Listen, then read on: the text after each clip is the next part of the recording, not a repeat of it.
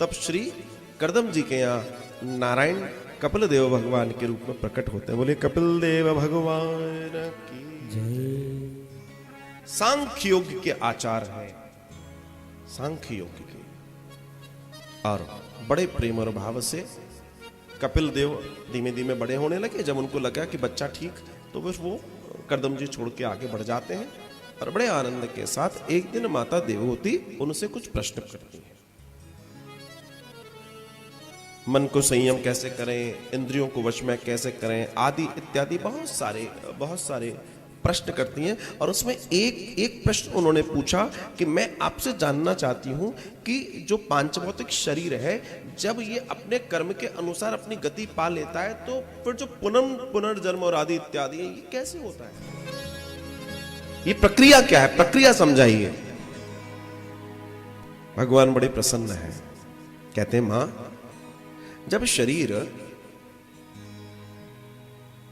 अपने अंतिम स्थिति में जाता है, जिसको हम कहते हैं हमारी अंतिम अवस्था, जब मृत हो जाता है ऐसे मान लीजिए, और आत्मा बाहर चली जाती है, तो भगवान कह रहे हैं कि मां, मृत्यु के पश्चात जो सूक्ष्म शरीर होता है, एक तो शरीर ये, इसका तो हिसाब किताब यही होना है। यहां का नरक क्या है? अस्पताल, घर के दुख। भाई ऐसा तो नहीं है कि आपको कहीं और जाना पड़ेगा। शरीर की यातना, शरीर के नियम धर्म आपको यहीं भोगने पड़ेंगे। फिर बचा वो सूक्ष्म शरीर। वो सूक्ष्म शरीर के दो नियम होंगे। बता रहे हैं कि मां, एक, अगर उसने गलत कर्म किए तो यातना शरीर मिलेगा, नहीं तो स्वर्ग मिलेगा। तो स्वर्ग मिल गया तो आनंद हो गया, चलो आगे की बात करते हैं।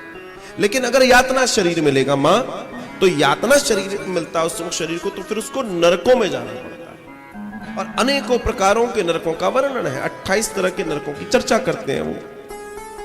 और उन नरकों में जाने के बाद जब वो जीव, वो यातना शरीर अपने सारे नरकों को भोग लेगा, तब फिर से उसको भारत की भूमि पर फेंक दिया जाता है, और वो धान की खेती में जाकर गिरता है, चावल में। और उसके बाद फिर वो भोजन बनता है, फिर उसको पाया जाता है, फिर वो शरीरों में प्रवेश करता है, और फिर किसी एक शरीर से वो बच्चा बन के प्रकट होता है। तो वो बता रहे हैं कि हमारे यहां संस्कार है, उन संस्कार में एक संस्कार गर्भाधान भी है। वो एक महान संस्कार था, जिसे आजकल लोग भूल चुके हैं, लेकिन प्रक्रिया वही है।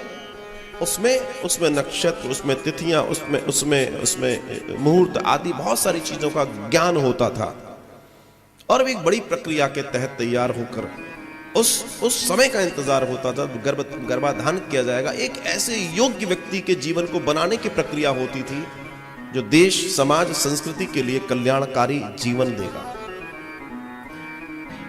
लेकिन जब बताते हैं कि मां, जब कोई जीव जन्म लेता है, तो उसके जन्म की जो प्रक्रिया वो पहले दिन से शुरू हो जाती है, जब वो मां के गर्भ में जाता है, पहला दिन।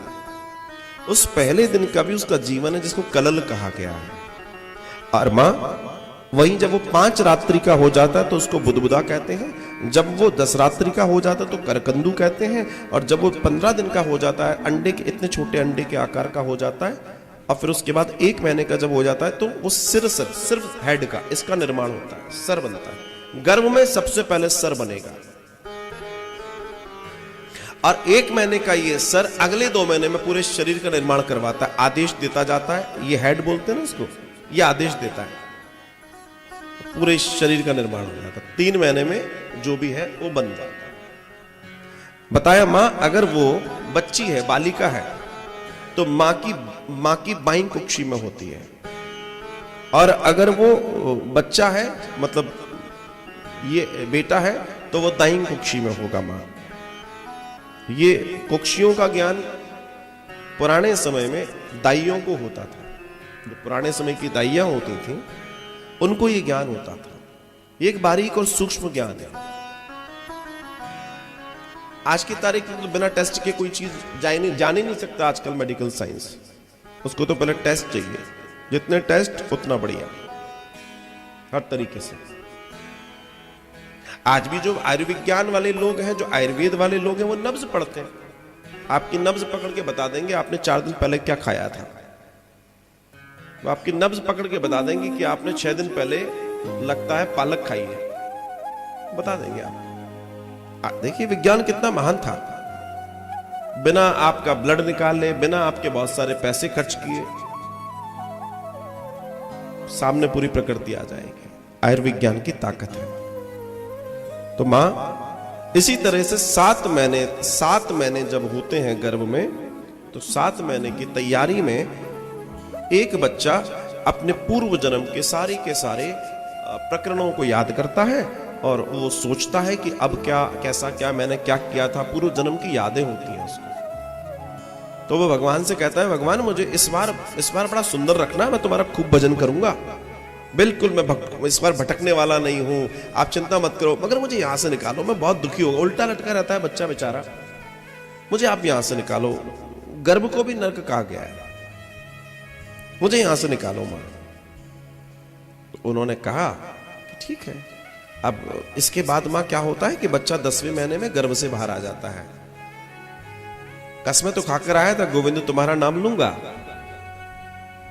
लेकिन बाहर आने के बाद दुनिया वाले उसे अपने नाम के साथ जोड़ देते हैं और ऐसे ऐसे नाम देते हैं और ऐसे ऐसे काम करने में लग जाता है। फिर उसको सिखाया जाता DOG डॉग, जबकि GOD गॉड भी सिखाया जा सकता था। कहने का तात्पर्य दुनियादारी में लगा दिया जाता है।